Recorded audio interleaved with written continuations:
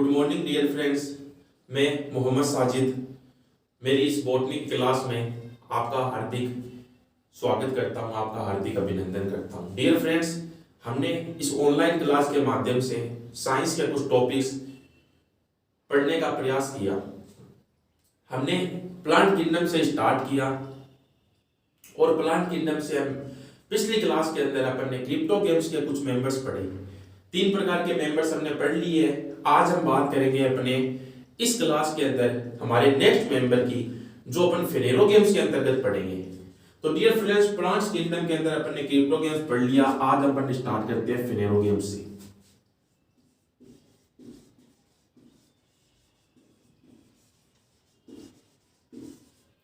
Dear friends, phanerogams क्या होते हैं पहले ये बात कर लेते हैं। Phanerogams dear friends flowering plant होते हैं, यानी इसमें फ्लोरिंग प्लांट्स आते हैं जिनमें फ्लावर का निर्माण होता है, वो प्लांट्स आते हैं। फ्लोरिंग प्लांट होते हैं तो ये हमें मालूम है कि फ्लोरिंग प्लांट होंगे तो सीड फॉर्मेशन भी होगा। सीधी सी बात है, फ्लावर बन रहा है तो सीड भी बनेगा, सीड का निर्माण भी होगा। डियर फ्रेंड्स, अब बात करेंगे कि इसके अंदर कौन कौन से ऐसे प्लांट्स हैं जो फिनेरो गेम्स में आते हैं और हम उन प्लांट्स को स्टडी करेंगे। डियर फ्रेंड्स, 2 प्रकार के प्लांट्स आते हैं, जिम्नोस्पर्म और सेकेंड है इसका मेंबर एंजियोस्पर्म। हम पहले मेंबर की बात करेंगे डियर फ्रेंड्स जिम्नोस्पर्म की।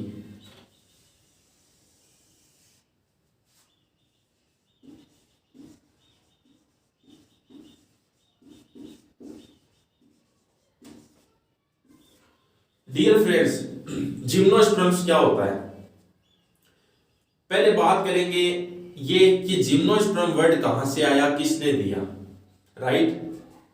तो मैं आपको बता दूं कि ये जो वर्ड है ये दिया था फादर ऑफ बॉटनी ने। अब फादर ऑफ बॉटनी कौन है वो भी मैं आपको बता दूं। फादर ऑफ बॉटनी थे थियोफेस्ट्रस, उनका नाम था थियोफेस्ट्रस, जिन्होंने ये वर्ड दिया था। अब डियर फ्रेंड्स, ये तो हमने मालूम कर लिया कि ये वर्ड किसके द्वारा दिया गया था, लेकिन ये वर्ड जिन्होंने दिया था, इस वर्ड का मतलब क्या है, इस वर्ड की मीनिंग क्या है, इस वर्ड का अर्थ क्या है। इस शब्द का अर्थ अपन जानने के लिए मैं आपको बताऊं कि ये लैटिन भाषा के 2 शब्दों से मिलकर बना है, जिसका अर्थ इस वर्ड के अंदर ही है। देखो कौन कौन से। पहला वर्ड ये जिम्नो से आया, जिम्नोज। लैटिन भाषा के अंदर जिम्नोज का मतलब होता है नगन। सेकेंड वर्ड है स्पर्म से आया, स्पर्मा। स्पर्मा का मतलब होता है सीड यानी बीज। इन 2 शब्दों से मिलके इसका निर्माण हुआ है जिम्नोस्पर्म का, यानी हम इसको ये कह सकते हैं कि इनके जो बीज है वो नग्न बीज होते हैं, यानी इनके बीज के अंदर, इनके सीड के अंदर सीड कोट नहीं पाई जाती है। सीड कोट को हिंदी में बोलते हैं बीज चोल, यानी इनके सीड है वो किसी भी प्रकार की वॉल से कवर नहीं होते, ठीक है। और इन प्लांट्स में फ्रूट नहीं बनते हैं, क्योंकि इनमें ओवरी नहीं पाई जाती है, राइट। तो इनको अपन फल रहित बीज वाले पादप भी कहते हैं, फ्रूटलेस सीडेड प्लांट भी कहते हैं। और ये फिनेरो गेम्स के अंदर आते हैं, फिनेरो गेम्स के अंदर मिलते हैं। इन प्लांट्स का मेंबर फिनेरो गेम्स है, तो अपन इनको फिनेरो गेम्स विदाउट फ्रूट भी कहते हैं, क्योंकि फ्रूट नहीं बन रहे हैं, फ्रूट के बिना इनका निर्माण हो रहा है। तो फिनेरो गेम्स विदाउट फ्रूट यानी फल रहित पुष्पी पादप, ठीक है। ये तो हो गई प्लांट्स की कॉमन बातें। अब अपन इसकी हिस्ट्री की बात कर ले, इनके इतिहास की बात कर ले कि कितने प्रकार के जीनस इस प्लांट में मिलते हैं, कितने प्रकार की स्पीशीज इस प्लांट्स में मिलती है। तो डियर फ्रेंड्स, बहुत ही छोटी क्लास के पादप बहुत कम संख्या में पाए जाते हैं। इनके जो विश्व के जीनस है, जीनस की इनकी संख्या है वो बहुत ही कम है, जो अपन ने बाकी मेंबर पढ़े उसकी तुलना में। 70 प्रकार के जीनस मिलते हैं वर्ल्ड में,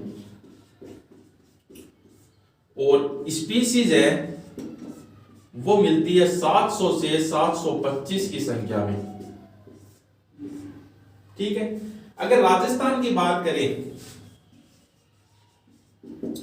तो राजस्थान के अंदर डियर फ्रेंड्स केवल एक ही जाति मिलती है, एक ही स्पीशीज मिलती है, वो हमें पता होनी चाहिए, क्योंकि हम राजस्थान में रह रहे हैं। राजस्थान में कौन सी स्पीशीज मिलती है, कौन सी जाति मिलती है?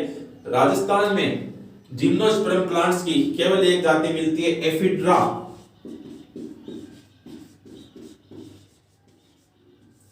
ये तो इसकी जीनस है, स्पीशीज का नाम है फोलिएटा,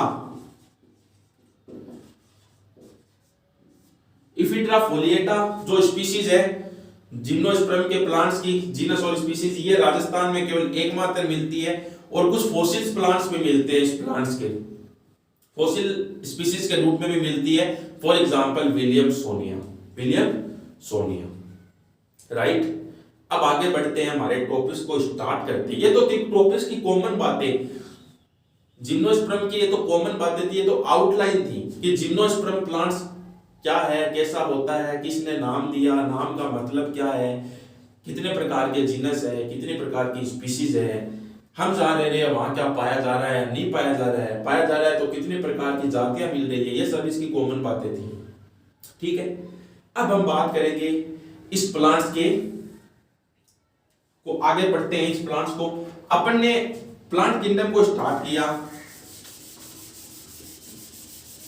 तो हमने प्लांट्स को कुछ पॉइंट्स में पढ़ा, वही चीज हम यहां भी देखेंगे। देखिए जिम्नोस्पर्म प्लांट्स को हम 3 पॉइंट्स में पढ़ेंगे, तो बाकी टॉपिक्स को भी हमने पढ़ा है। 1 नंबर पॉइंट की अपन बात करेंगे जनरल कैरेक्टर के रूप में।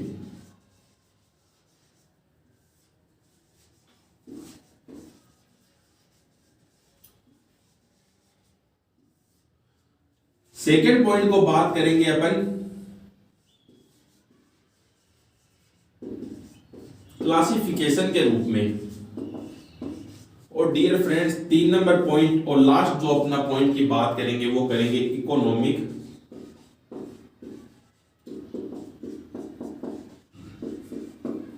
इंपॉर्टेंस के रूप में। तो पहले पॉइंट की बात करते हैं जनरल कैरेक्टर के रूप में। डियर फ्रेंड्स किसी भी प्लांट्स को अपन पढ़ते हैं तो हमें उसके जनरल कैरेक्टर तो पता होने ही चाहिए, क्योंकि उसके आधार पे ही हम उस प्लांट्स को स्टडी कर सकते हैं, उस प्लांट्स को समझ सकते हैं। जनरल कैरेक्टर का मतलब ये होता है उसके सामान्य लक्षण, कि उस प्लांट्स वो बाहर से कैसा दिखता है, उसकी अंदर की स्ट्रक्चर कैसी होती है, वगैरह वगैरह। तो हम इस प्लांट्स के जनरल कैरेक्टर को 3 हेडिंग्स में पढ़ेंगे। 1 नंबर पढ़ेंगे अपन एक्सटर्नल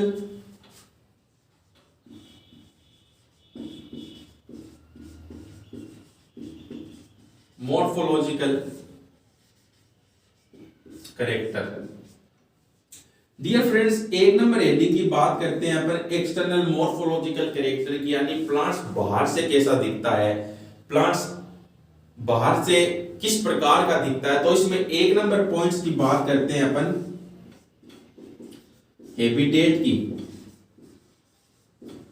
डियर फ्रेंड्स ये प्लांट अपन ने बात की कि इनके सीड है वो नग्न होते हैं, जिम्नोज होते हैं, यानी नग्न होते हैं, नग्न बीजी पादप है। ये वुडी प्लांट्स है, सदाहरित वृक्ष और झाड़ियों के रूप में हमारे सामने देखने को हमें मिल जाता है।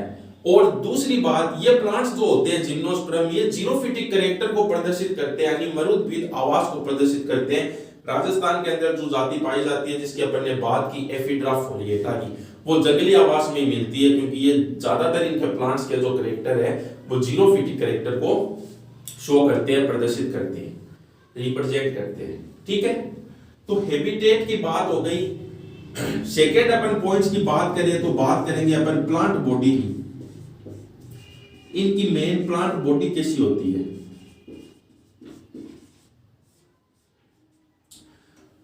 तो मेरे प्यारे प्यारे दोस्तों साथियों, प्लांट बॉडी की अगर बात करें तो प्लांट बॉडी किस प्रकार की मिलती है, प्लांट बॉडी कैसी मिलती है, तो हमने पिछले टॉपिक्स में भी पढ़ा और इसमें भी पढ़ रहे हैं कि प्लांट बॉडी है, इनकी मेन प्लांट बॉडी वो डिप्लॉइड स्पोरोफाइट होती है, यानी द्विगुणित बीजाणुद्विद प्रकार की होती है, जो कि किस में बंटी हुई होती है, किस में विभेदित होती है, रूट स्टेम और लीफ में विभेदित होती है।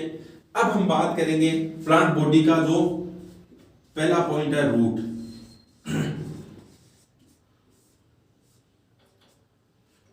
कैसी होती है, रूट यानी मूल, इनकी मूल कैसी होती है, ये टेप रूट सिस्टम बनाती है, यानी मुस्ला मूल तंत्र बनाती है। कौन सा सिस्टम बनाती है?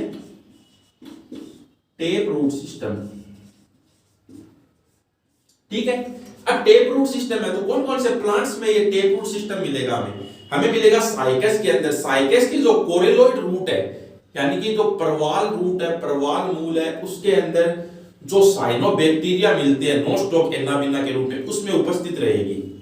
या फिर पाइनस के अंदर बात करें तो एक्टोट्रोपिक माइकोराइजा, एक्टोट्रोपिक का मतलब बाह्य पोषी, एक्टोट्रोपिक माइकोराइजा के रूप में प्रेजेंट मिलेगी। तो ये हो गई रूट की बात। सेकंड अगर पॉइंट की बात करें तो अपन बात करते हैं लीफ की। तो डियर फ्रेंड्स, लीफ कैसी मिलती है? इसमें लीफ दो प्रकार की मिलेगी। एक नंबर लीफ तो मिलेगी स्केली लीफ। स्केली लीफ कैसी कलर की मिलेगी? ब्राउन कलर की। और जो सेकंड लीफ है वो मिलेगी नॉर्मल लीफ। नॉर्मल लीफ तो हमें पता ही है कैसी होती है, ग्रीन कलर की। राइट, ये बात हो गई अपने इसके प्लांट बॉडी की। सेकंड पॉइंट की बात हो गई लीफ की। अगर इसमें 3 नंबर पॉइंट्स की बात करें तो हम बात करेंगे स्टेम की, क्योंकि 3 ही पार्ट्स में डिवाइड रहता है, विभेदित रहता है। अब स्टेम के ऊपर क्या होता है? स्टेम के ऊपर क्या होता है कि कुछ चिन्ह मिलते हैं हमें। कैसे चिन्ह मिलते हैं? लीफ स्केल्स के चिन्ह मिलते हैं, पर्ण चिन्ह मिलते हैं, जो इन प्लांट्स का मेन कैरेक्टर है। डियर फ्रेंड्स, इन प्लांट्स के की आइडेंटिफाई है।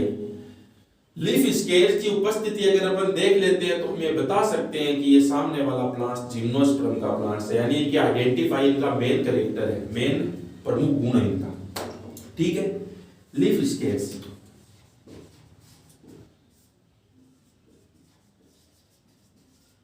ये बात हो गई प्लांट बॉडी की। ठीक है, और फिर क्या करते हैं? ये जीरोफिटिक कैरेक्टर को प्रदर्शित करते हैं, जो अपने बात की, जो इन प्लांट्स का मेन कैरेक्टर है, क्योंकि जीरोफिटिक लगभग प्लांट इनके जो मेंबर है वो जीरोफिटिक कैरेक्टर को प्रदर्शित करते हैं। तो ये बात हो गई हमारे एक्सटर्नल मॉर्फोलॉजिकल कैरेक्टर की। डियर फ्रेंड्स, अब बात करेंगे इसके अंदर अपन ने सेकंड जो पॉइंट है उसकी। सेकंड है एनाटॉमिकल कैरेक्टर की। डियर फ्रेंड्स, ए अपन ने बात की एक्सटर्नल कैरेक्टर की, और बी बात करेंगे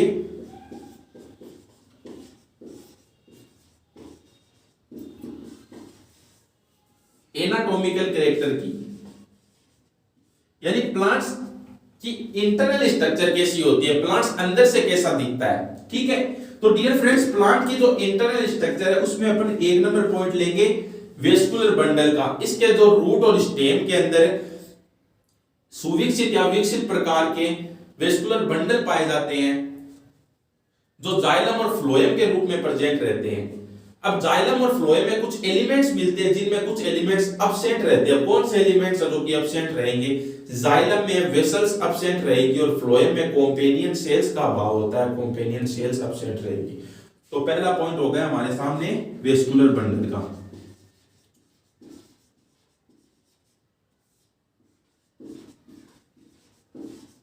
राइट, सेकेंड पॉइंट की बात करते हैं अपन सेकेंडरी ग्रोथ की। तो डियर फ्रेंड्स, इन प्लांट्स के अंदर सेकेंडरी ग्रोथ पाई जाती है, सेकेंडरी ग्रोथ होती है, और सेकेंडरी ग्रोथ होती है उसके बाद स्पष्ट प्रकार की एनुअल रिंग भी बनती है। ठीक है, अब सेकेंडरी ग्रोथ होने के बाद इनमें वुड बनती है। तो 3 नंबर पॉइंट्स अपन बात करेंगे वुड की।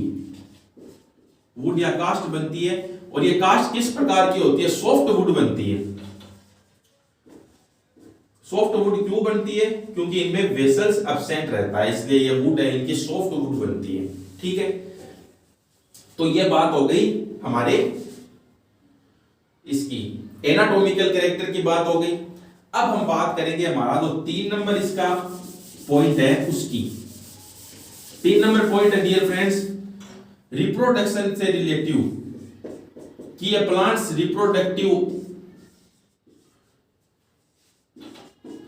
Reproduction relative character. अब रिप्रोडक्शन से रिलेटिव कैरेक्टर में एक नंबर पॉइंट्स की बात करें तो हम ये कहेंगे कि ये जो प्लांट्स होते हैं जिम्नोस्पर्म, ये हेटेरोस्पोरस होते हैं, क्योंकि इनमें दो ही प्रकार के स्पोर्स बनते हैं, माइक्रोस्पोर्स और मेगास्पोर्स। अब कैसे बनते हैं? माइक्रो जो स्पोरोफिल है उस पे माइक्रोस्पोरेंजिया व्यवस्थित होती है, और जो मेगास्पोरोफिल है उस पे मेगास्पोरेंजिया लगती है। ये दोनों क्या करती है डियर फ्रेंड्स? ये दोनों कोन का निर्माण करती है, मेल और फीमेल कोन का निर्माण करती है। लेकिन इसके अंदर अपन अपवाद भी पढ़ते हैं, जो साइकस है, साइकस में फीमेल कोन नहीं बनते। ठीक है, ये तो बात हो गई इनके मेल और फीमेल कोन की। अब बात करेंगे इसमें सेकंड अपन पॉइंट कि क्या मेल और फीमेल जो कोन बनते हैं वो मोनोस्पोरेंजिएट प्रकार के होते हैं या डाइस्पोरेंजिएट प्रकार के होते हैं? मोनोस्पोरेंजिएट का मतलब क्या? एक लिंगी होते हैं। डाइस्पोरेंजिएट का मतलब क्या? द्विलिंगी होते हैं। तो डियर फ्रेंड्स, ज्यादातर प्लांट्स के अंदर जो कोन बनते हैं वो मोनोस्पोरेंजिएट प्रकार के कोन बनते हैं, लेकिन कुछ प्लांट्स ऐसे भी मिलते हैं जिनमें डाइस्पोरेंजिएट प्रकार के कोन बनते हैं। फॉर एग्जांपल पाइनस है, एफिड्रा है, नीटम है, इनकी जातियों के अंदर डाइस्पोरेंजिएट प्रकार के भी कोन बनते हैं। अब डियर फ्रेंड्स, हम बात करेंगे मेल गेमेटोफाइट के निर्माण की और फीमेल गेमेटोफाइट के निर्माण की। तो जो माइक्रोस्पोरोफिल है उसके ऊपर जो माइक्रोस्पोरेंजिया लगती है उससे माइक्रोस्पोर्स का डेवलपमेंट होता है, और वो स्पोर्स जर्मिनेट होकर मेल गेमेटोफाइट का निर्माण कर देते हैं। ठीक है, फिर आता है मेगास्पोरोफिल। मेगास्पोरोफिल पे मेगास्पोरेंजिया व्यवस्थित होती है, यानी लगती है। मेगास्पोरेंजिया से मेगास्पोर्स का डेवलपमेंट होता है और वो जर्मिनेट होकर फीमेल गेमेटोफाइट का निर्माण कर देती है। इस प्रकार से मेल गेमेटोफाइट और फीमेल गेमेटोफाइट रिप्रोडक्टिव डक्शन के अंदर भाग लेते हैं। ठीक है, इसके बाद अगर बात करें तो अपन बात करते हैं परागण की, कि इन प्लांट्स में जो पोलिनेशन होता है वो किस प्रकार का होता है। इन प्लांट्स के अंदर जो पोलिनेशन होता है वो वायु के द्वारा होता है, यानी एनिमोफिलस प्रकार का पोलिनेशन पाया जाता है। ठीक है, फिर बात करते हैं फर्टिलाइजेशन की। इनमें फर्टिलाइजेशन है वो स्फिनोगेमस यानी नाल युग्मन प्रकार का होता है। स्फिनोगेमस प्रकार का फर्टिलाइजेशन इनमें पाया जाता है। अब बात करते हैं एंडोस्पर्म की। तो एंडोस्पर्म का जो डेवलपमेंट है, जो निर्माण है, जो परिवर्तन है, वो फर्टिलाइजेशन से पहले ही हो जाता है, और ये सदैव हेप्लॉइड प्रकार का होता है, यानी एन होता है, यानी हेप्लॉइड प्रकार का एंडोस्पर्म इनमें बनता है। फर्टिलाइजेशन की बात हो गई, एंडोस्पर्म की बात होगी। अब बात करते हैं बीजपत्र की, कि इनके जो बीज में जो बीजपत्रों की संख्या है वो 2 से ज्यादा होती है। अब कौन कौन से प्लांट्स हैं इनके, तो वो मैं बता दूं, साइकस और पाइनस। ठीक है डियर फ्रेंड्स, आगे बात करेंगे। इनके प्लांट्स में एक स्पेशल चीज पाई जाती है, इनके बीज में जो एम्ब्रियो बनते हैं ना, इनके बीज में एक से ज्यादा एम्ब्रियो बनता है, वो इनका स्पेशल कैरेक्टर है। वो इनमें सामान्य रूप से पाया जाता है जिम्नोस्पर्म के अंदर। उन्हें अपन पॉली एम्ब्रियोनी कहते हैं। पॉली यानी एक से ज्यादा एम्ब्रियो बनने को पॉली एम्ब्रियोनी कहा जाता है, वो इनमें सामान्य रूप से पाया जाता है। और फिर बात करें लास्ट के अंदर कि इनमें फ्रूट नहीं बनते। क्यों नहीं बनते, ये मैंने आपको स्टार्टिंग में भी बताया कि फ्रूट इसलिए नहीं बनते हैं क्योंकि इनमें ओवरी नहीं बनती है, अंडाशय इनमें नहीं पाया जाता है, तो इसमें फल का निर्माण भी नहीं होता है। तो डियर फ्रेंड्स, इस कैरेक्टर के रूप में हमारा ये पहला टॉपिक था जनरल कैरेक्टर का, जो हमने 3 प्रकार के पॉइंट्स में पढ़ा, एक्सटर्नल मॉर्फोलॉजिकल कैरेक्टर में, एनाटॉमिकल कैरेक्टर में, और रिप्रोडक्शन से रिलेटिव कैरेक्टर में। अब डियर फ्रेंड्स, अपन सेकंड हमारा जो हेडिंग है उसकी बात करते हैं।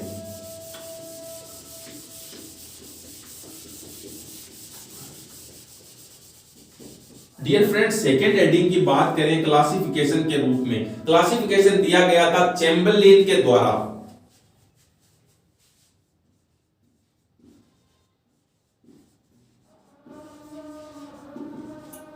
चैम्बरलेन के द्वारा 1934 के अंदर एक क्लासिफिकेशन दिया गया था, और इन्होंने अपना क्लासिफिकेशन है वो 2 डिवीजन और उन 2 डिवीजन के अंदर पाए जाने वाले 7 ऑर्डर के द्वारा डिवाइड किया था। यानी 2 डिवीजन दिए और इन 2 डिवीजन के अंदर 7 ऑर्डर दिए, 7 ऑर्डर्स दिए। ठीक है, अब वो 2 डिवीजन कौन से थे वो बात करें तो डिवीजन तो फर्स्ट है, डिवीजन फर्स्ट इन्होंने दिया था फाइकेटोफाइटा, और जो डिवीजन सेकेंड है वो इन्होंने दिया था डिवीजन सेकंड दिया था कोनिफेरोफाइटा,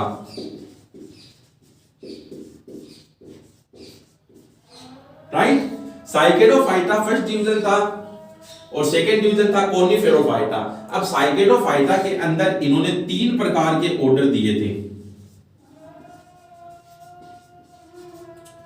पहला ऑर्डर था साइकेडोफिलिकेलीज, ठीक है, साइकेडोफिलिकेलीज। और सेकंड ऑर्डर था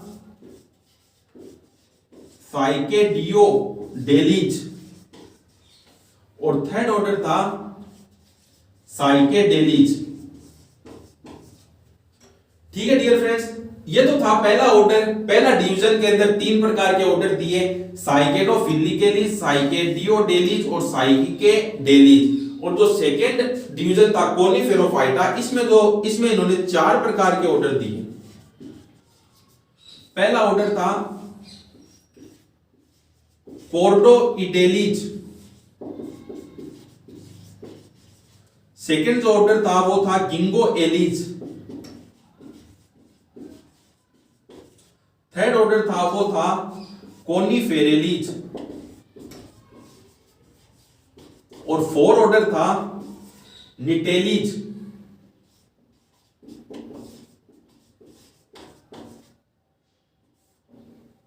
ठीक है डियर फ्रेंड्स, ये 4 प्रकार के ऑर्डर्स इसमें दिए थे और इस चारों ऑर्डर्स के माध्यम से इन्होंने इसका क्लासिफिकेशन दिया। जिम्नोस्पर्म प्लांट्स का क्लासिफिकेशन 2 प्रकार के ऑर्डर दिए और उसमें 2 प्रकार के डिवीजन दिए और उसमें 7 प्रकार के ऑर्डर दिए और इसके अंतर्गत इन्होंने अपना क्लासिफाइड किया। जो हम इनका क्लासिफिकेशन जिम्नोस्पर्म के अंदर चैम्बरलिन का क्लासिफिकेशन हम स्टडी करते हैं।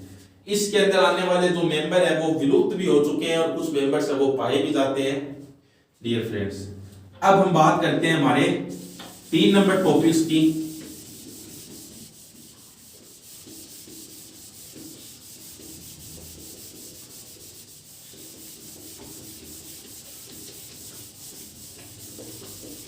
डियर फ्रेंड्स, 3 नंबर टॉपिक है अपना इकोनॉमिक इंपोर्टेंस, कि इन प्लांट का आर्थिक महत्व क्या है, क्या वाकई में इन प्लांट्स का आर्थिक महत्व है, इकोनॉमिक इंपोर्टेंस है। तो डियर फ्रेंड्स, इन प्लांट्स का बहुत ही महत्व है, सभी प्लांट्स का इकोनॉमिक इंपोर्टेंस है, सभी प्लांट्स का महत्व है। इन प्लांट्स का जो इकोनॉमिक इंपोर्टेंस है उसमें 1 नंबर अपन बात करते हैं टिम्बर की, यानी इमारती काष्ठ की। डियर फ्रेंड्स, बहुत सारे प्लांट्स की जो वुड होती है, जो काष्ठ होती है, उसका यूज अपन कई प्रकार के गेट बनाने में, घरों में खिड़कियां बनाने में, रेलवे में स्लीपर बनाने में, कई प्रकार से उन वुड का अपन यूज कर लेते हैं। तो टिम्बर के अंदर, इमारती काष्ठ के अंदर इन प्लांट्स का यूज होता है। फॉर एग्जांपल पाइनस है, एवीज है, सीड्रस है, थूजा है, साइकस है, विभिन्न प्रकार से इन प्लांट्स का अपन यूज लेते हैं। ठीक है। सेकंड अगर पॉइंट बात करें तो अपन बात करते हैं ऑयल्स के रूप में या फिर रेजिन के रूप में। तो डियर फ्रेंड्स, इन्हीं प्लांट्स के द्वारा विभिन्न प्रकार का तारपीन का तेल प्राप्त किया जाता है। पाइनस है, साइकस है, सीड्रस है, थूजा है, एवीज है, विभिन्न प्रकार के प्लांट्स है इसके अंदर जिम्नोस्पर्म। उसके अंदर अपन प्लांट्स की छाल से तेल प्राप्त करते हैं, तारपीन का तेल प्राप्त करते हैं, टेनिन प्राप्त करते हैं।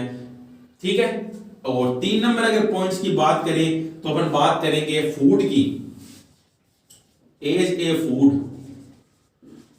तो डियर फ्रेंड्स, फूड के अंदर बात करें तो अपन पाइनस जियार्डियाना का एग्जांपल लेते हैं। पाइनस जियार्डियाना, जो पाइनस तो जियार्डियाना इसकी स्पीशीज है, इसके जो बीज होते हैं, सीड होते हैं, उनको भूनकर अपन खाने के रूप में काम में लेते हैं, चिलगोजे के रूप में। और चिलगोजे को डियर फ्रेंड्स अपन मावे के रूप में भी सम्मिलित करते हैं, तो खाने में काम में आ गया।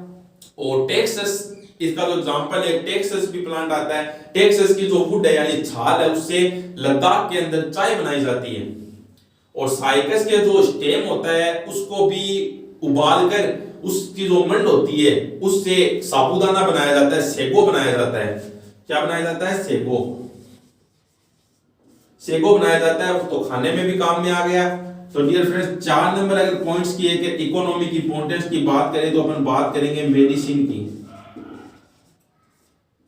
डिफरेंट मेडिसिन के अंदर जो हमारे राजस्थान में मिलता है प्लांट्स, एफिड्रा फोलिएटा। तो एफिड्रा से एफिड्रीन नामक औषधि बनाई जाती है जिसका यूज दमे के रूप में, सांस संबंधी रोग में, बुखार में, इन सब में इनका यूज किया जाता है। और टेक्सस जो प्लांट है उससे टेक्सोल नामक एल्केलॉइड औषधि बनाई जाती है जिसका यूज भी कई प्रकार के बुखार में, श्वास में, इन सब में अपन यूज कर सकते हैं।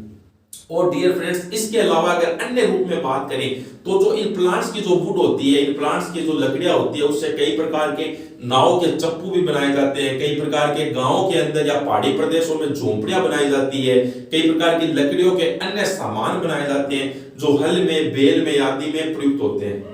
तो डियर फ्रेंड्स, इस रूप में अपन ने हमारे प्लांट्स किंगडम के अंदर फेलोगेम्स में जिम्नोस्पर्म को पढ़ा, जो जनरल कैरेक्टर में, क्लासिफिकेशन में, इकोनॉमिक इंपॉर्टेंस में के रूप में अपन ने पढ़ा। तो डियर फ्रेंड्स, इस टॉपिक को स्टडी करें, इस टॉपिक के बारे में सर्च करें और पढ़ें ज्यादा से ज्यादा। और कुछ चीज नहीं समझ में आए तो मेरे इस YouTube चैनल पे आके आप कुछ भी पूछ सकते हैं।